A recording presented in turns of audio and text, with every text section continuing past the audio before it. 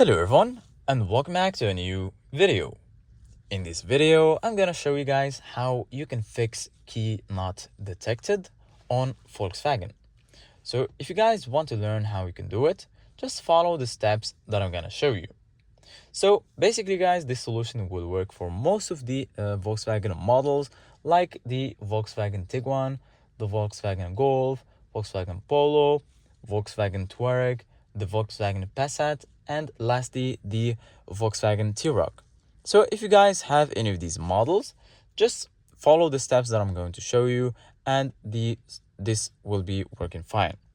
So basically guys, there could be two reasons why your key is not detected.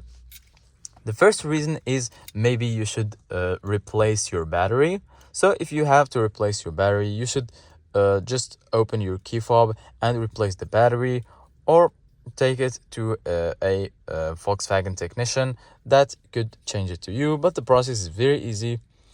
Or the second reason that could be the reason why it's not detected is maybe because you have it in your pocket with some other electronics, or maybe it's in a backpack or something. So when you enter the car, try to have your key always